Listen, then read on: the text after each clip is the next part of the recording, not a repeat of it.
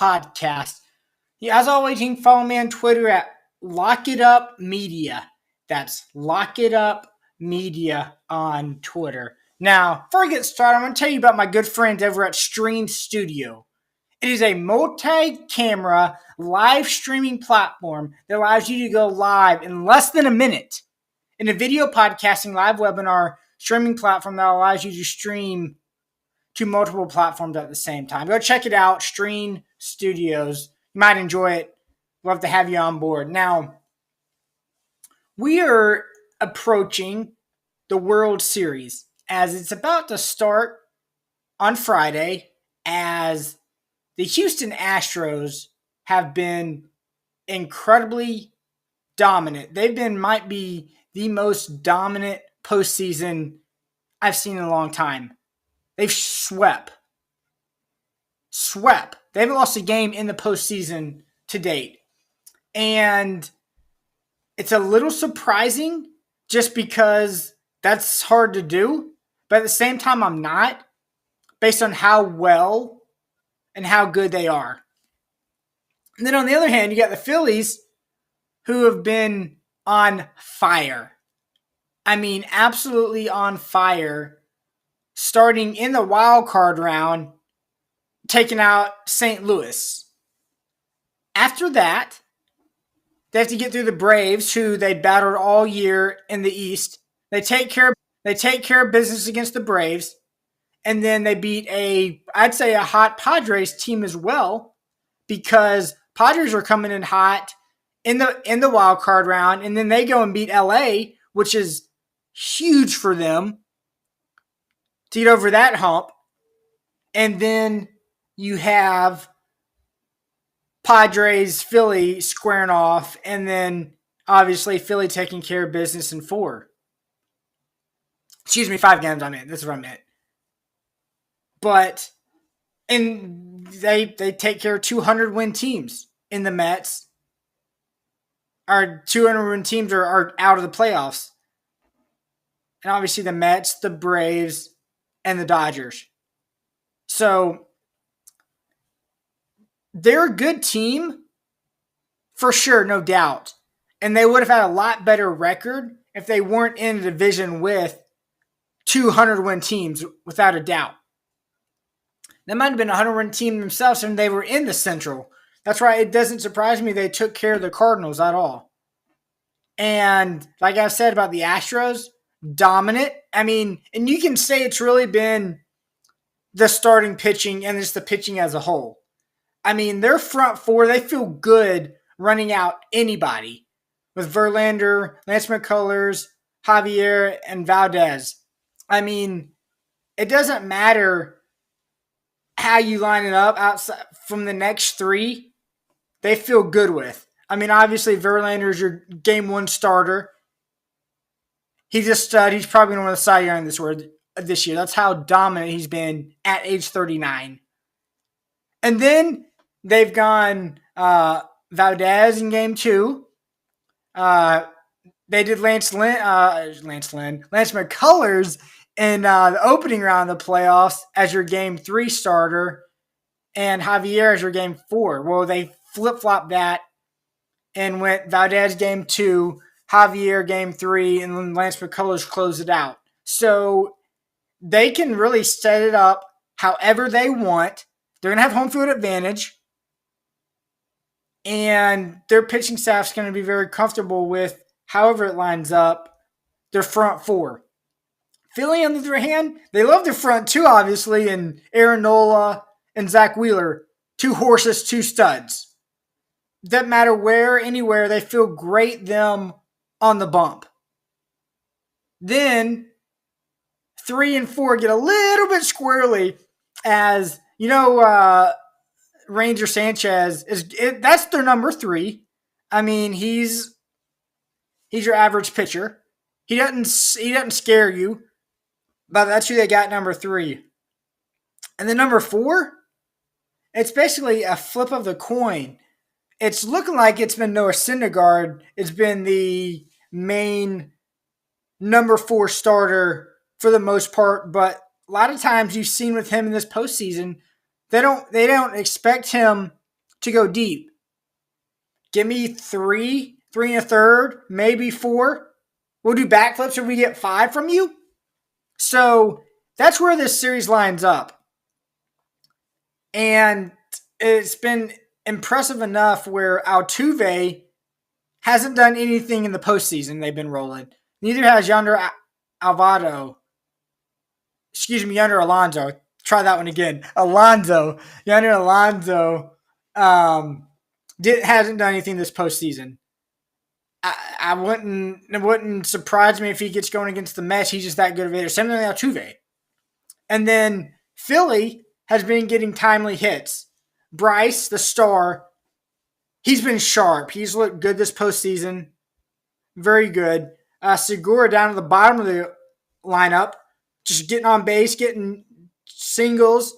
Bryce Stott didn't have a great average, but boy, has he gotten timely hits in this postseason. And then Muto's been sharp. He's been solid. So that's kind of where it stands offensively. I mean, I like the Astros in this series. I do. Because I think they overall have the better starting pitching and lineup. And they have home field advantage. So that's all three. I'd say their bullpen's probably a tick better than Philly, too. I mean, Philly's is pretty solid, but I don't think it's as good as the Astros. So it'll be a fun series. It'll kick off on Friday night in Houston. And we'll see how it goes and where it starts. Another, I thought, surprising thing was Chris McCaffrey getting traded to the 49ers. And they got a haul for him, did the Panthers, in a second, a third, a fourth this year, and then a fifth in 2024. To me, that's a lot of picks for a running back, especially when in Christian McCaffrey. I love Christian McCaffrey when he's on the field. And that's the one thing that would really scare me about Christian McCaffrey is his injuries. Dynamic on the field, especially in that offense with Kyle Shanahan and all their weapons with Samuels and Oku and Kittle out there as well. But he's only played 11 games the last 3 years. That's counting this year. 11 games in 3 years, and you've given up all those picks for Christian McCaffrey. That's scary. Like I said, that's a lot. And it's another interesting thing, too. I think it might be the 49ers saying, know what? We want someone that's finally established in this position so we don't have to use another draft pick on a running back. So, interesting enough, they've drafted 3 running backs. 3 running backs in the last 3 years. And then have Jeff Wilson on their team, and he's been an undrafted. He was an undrafted guy for them. So they want some production. They want some consistency. And some of their backs have gotten banged up too. So it'll be interesting. It'll be something to watch to see if McCaffrey can stay healthy out there, because when he's on the field, he's dynamite. There's no doubt about it. And I think that's another one of the things. I think the 49ers are tired of using draft capital to go get a running back. And I don't blame them, but you can get good backs in a lot of different places in the draft. Whether it's a mid to late round pick, you name them, there's good solid backs there. They've just struggled per se to not hit on one. And there's a lot out there. They just haven't had a dynamic dynamic running back when it comes to the draft. So I wouldn't have done it. I'm glad my team didn't do it. But it's very risky, and I like it really for the Panthers side 100%. Now, Something I wouldn't like if I was a Clemson fan was the offense. And boy, were they slow and just did not look good against a very mediocre to average Syracuse team. I mean, Syracuse defense was able to get some coverage sacks. They were able to get to DJ based on their coverage. Like I said, the defense played well. They forced 4 turnovers. 4 turnovers. Yet, Clemson was able to find a way to win the game. And that's another thing with Clemson. Their defense obviously kept them in the game because anytime a team turns the ball over 4 times, they should not win a football game and should be out of it without a doubt. So neither team wanted to win that game. Neither team deserved to win that game. You have 4 turnovers and you don't win. I mean, if you cause 4 turnovers and you don't win, you shouldn't win. At the same time, if you commit 4 turnovers, there's no way in the world you should win either. I mean, it was a rough game to watch. And one thing with Clemson, that entire game, you kept waiting for them. There's just okay, when are you going to break out? When are you going to break out? When are you going to go? And one thing I did love, it was just late in the game, on a 4th and inches to score a touchdown to cut it to 21-16. I love that. Short, punching in. I didn't like them going for 2 there. Still plenty of time, I thought, where they didn't have to go for 2. And they didn't get it. So it was one of those risky things, and they found a way, pull out the victory. But it wasn't clean. And that's, to me, that's been like the second week that Clemson hadn't looked good. Second week they looked beatable. Yes, of course, DJ is still their guy. I mean, it's not like they're going to change quarterbacks. It was like the broadcast team was saying, let's bring in the backup. Let's give them a little bit of juice. Let's see what they can do. And maybe that'll get us going. Granted, they didn't throw the ball a whole lot. They only threw it 4 times. So it was a lot of pounding the rock against a tired, worn-out Syracuse defense. I mean, if Clemson played any decent team, they wouldn't have won that game. I mean, Syracuse has played a pretty soft schedule. What's their best win? NC State, with all the NC State's players injured? I mean, do you want to say Virginia? I'm kind of grabbing for straws here to say a solid win that undefeated Syracuse has had on their schedule. So Clemson did what they had to do to stay undefeated and in the playoff hunt. I mean, for sure. If they went out, they're going to be in, whether it's a 4 seed. It doesn't matter because they're Clemson. They've been there and they've done that. Committee's not keeping an undefeated Clemson team out regardless of their schedule.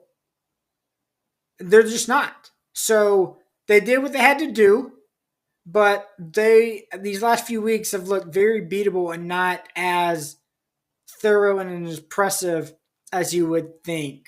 Before we get into a little bit of LSU Ole Miss, I want to tell you about my friends at Stream Studio. It's a multi-camera live streaming platform that allows you to go live in less than a minute. You can do whatever you want, whether it's podcasting, live streams. It's there. You got it. You should check out a really cool, neat platform. You'll probably enjoy it. Now, LSU Ole Miss. Watching this game, I was like, is this going to turn out to be a repeat of LSU Tennessee? The way Ole Miss jumped out on them like gangbusters. I was like, oh, okay. LSU's serious. They've played a little bit of a softer schedule. They're ranked, they were 7th and 8th, or 8th, I believe 7th, coming in, undefeated. Like, all right, serious. This is serious. It's funny though. Ole Miss undefeated, coming in at seventh ranked in the country. LSU was a favorite in that game.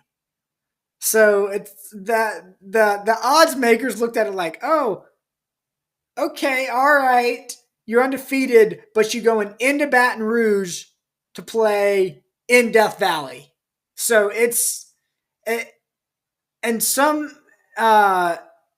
ways it wasn't all that surprising, but that's how I thought it was gonna kind of start with the way Ole Miss jumped out and it was going to be a back and forth game. Well, obviously LSU was able to settle in a little bit, and they were able to end up rolling, which I thought it'd be a little bit closer game than it was.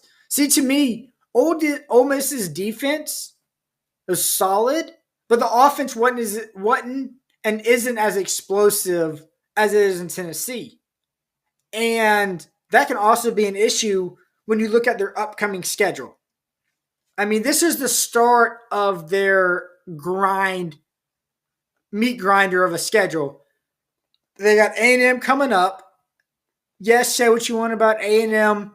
There's still talented, good players on there. And boy, old Jimbo, what a contract he signed at Texas A&M.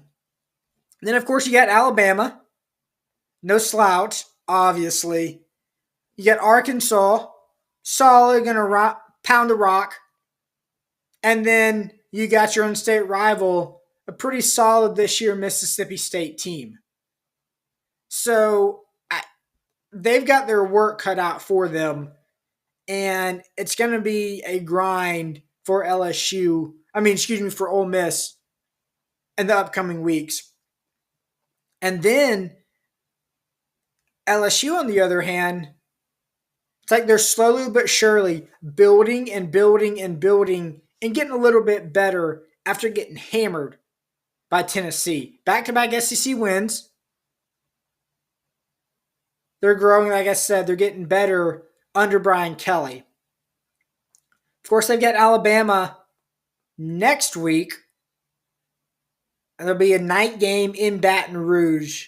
So, it'll be a hostile, loud environment with Nick Saban and the Tide coming in to square off against LSU, which I know I'll get into that next week when they square off.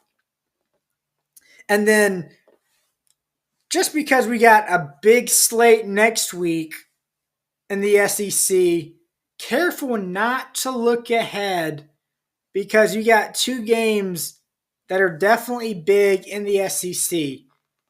One of those is going to be in Knoxville. We got Kentucky taking on Tennessee. And if you ask me, I think this is going to look a lot like LSU Tennessee. Tennessee's a 12.5-point favorite. And I don't think Kentucky's going to be able to stop them defensively.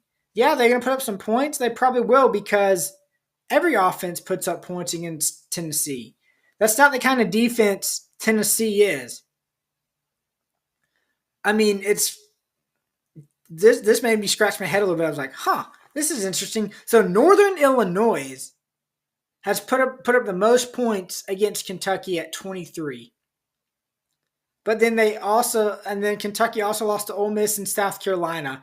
Granted, South Carolina loss was without Will Levis, the quarterback. So you got to take that into consideration. But a not as explosive offense in Ole Miss compared to a more explosive offense in Tennessee. Yes, we saw every game's different.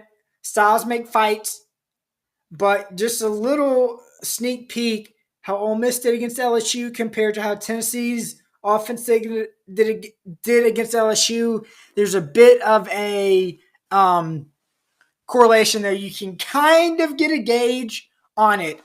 And, Kentucky's going to try to grind the ball on the ground with their running backs. That's what they do. And then they're going to try to play action pass with their maybe first round quarterback, at least mid round quarterback in Will Levis. That's a strategy. That's what they want to do. Tennessee, score as quick as you can and give that defense enough of a breather. That's what they do. Now, from a bigger picture as well in the SEC and for Tennessee, and I mentioned this a little bit last week. This game is the most important game on their schedule. Yes, I can say it's the cliche because it's the next one and they're undefeated. Sure. But hear me out. This game to me is more important than the game in Athens next week. And here's why. It has playoff implications and considerations without a doubt. First off, Tennessee's supposed to win this game, scoring off against Kentucky. Secondly, I think this would really ultimately eliminate Tennessee's wiggle room in the eyes of the committee.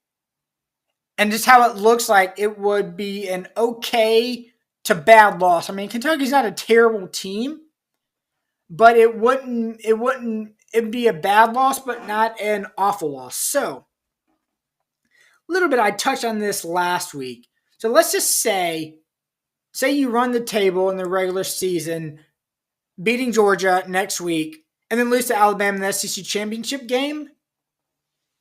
I think you have a good chance to go to the playoffs. You do.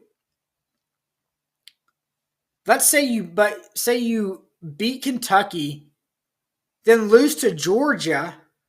There's a conversation about how things shake out in the playoff committee, in the eyes of the playoff committee, depending on, say it is Georgia and Alabama in the SEC championship game.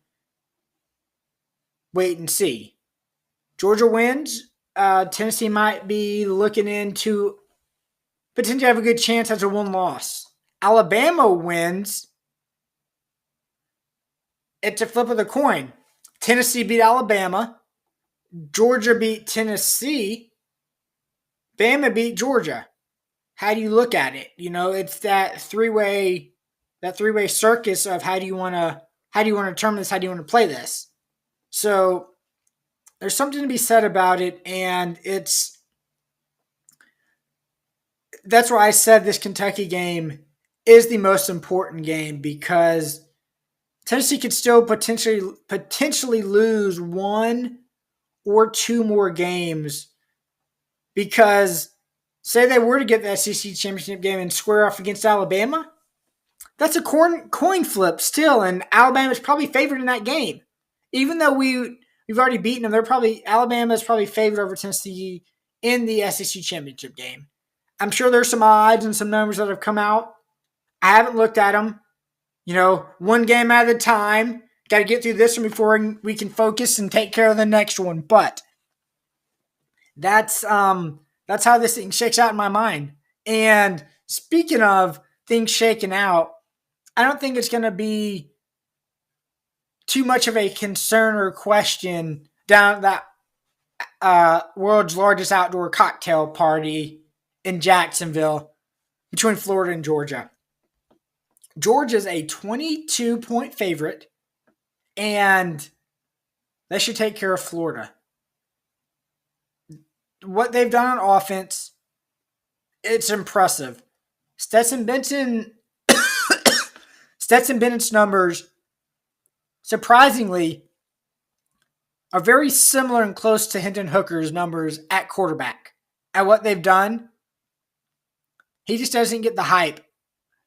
And it's more in their run game of what Georgia's been able to do. Florida's given up 155 yards per game. So they've given up a good chunk of yards on the ground. And then Stetson Bennett, he's going to put you in a position to win. Make your smart plays. Make that one or two big plays, your scrambles. And I think Georgia's going to take care of this. And plus, what makes you think Florida's offense is going to get it going against the best defense they've seen all year?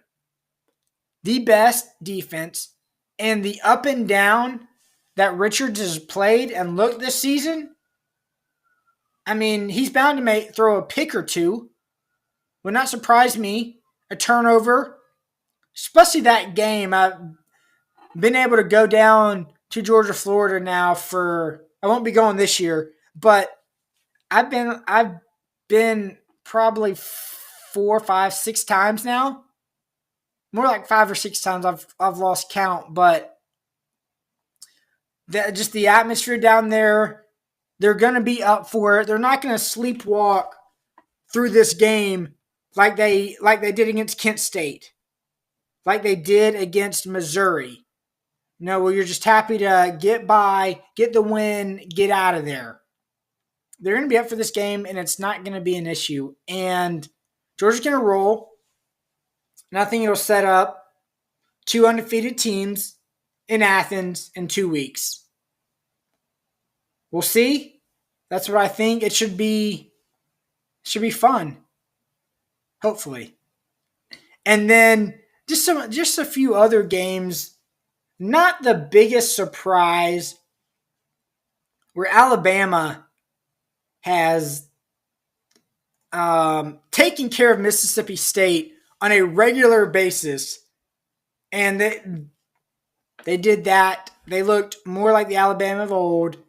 A lot less penalties. I can only imagine the week in practice that the boys over in Tuscaloosa had with all the penalties they've committed the last few weeks, especially in Knoxville. And the week before that, they look good. Not a surprise. Bryce Young slinging it everywhere. Okay, sure. Expected, yeah. Why not? So that's not a big surprise. And then you had Oregon and UCLA. What a dominant performance by Oregon. Bo Nix? Yeah, that Auburn Bo Nix. That's the Bo Nix I'm talking about. Very quietly is putting together a really good year. Very interesting. I saw someone on Twitter tweet this out. It's mistaken me who it where it is who tweeted it, but his numbers are eerie similar to the ones that Marcus Mariota had when he won the Heisman. I'm not saying Bo Nix is going to win the Heisman. Maybe he gets an invite to New York, but that's just some surprising numbers after how dreadful they've looked against Georgia to open the season. That Georgia win where they shellacked Oregon is looking better and better and better as the season goes on. Oregon might have an outside chance at getting into the playoff. If they run the table, they're in that one-loss conversation with say it's a potential Tennessee with a 1 loss. Or you've got a TCU with a 1 loss. Of course, a lot of football still be played out, obviously. I mean, they still got to go play Southern Cal. They've got the rival in Oregon State. You never discount that game. So it'll be something to watch as, like I said, that game is looking a lot more impressive on Georgia's part of what they did defensively against Oregon. Now, I think some of that obviously helps that Georgia go into that game. For one, they know how Bo Nix plays, seeing him for 3 years at Auburn. And then obviously Dan Lanning, Kirby Smart had a pretty good idea of how things were going to be shaken out with Dan Lanning being on that staff over there with Kirby. So that was 2 factors as well, but still, the way Georgia blew Oregon out to open the season And the way Oregon's playing now is a really good look for Georgia, especially later on in the eyes of the committee. So it'll be fun to kind of watch Oregon, see what they do this rest of this season, because they're quietly sitting in the back there of, hey, we're kind of in this playoff committee conversation this picture. So it like I said, it's college football at its best, and there's still a lot of season left. But you can actually just the time you can actually start talking about it and discussing it, and it starts to get serious. Not week 1, week 2. Oh, this is funny business stuff. It's starting to get a little bit serious now, where we are in the schedule to preview, to kind of look forward to in the coming months. That's all I've got for you today. Look forward to talking with you next week. As always, you can follow me at Lock It Up Media on Twitter. That's Lock It Up Media on Twitter. I'm Locke Hoover. You've been listening to Lock It Down Sports.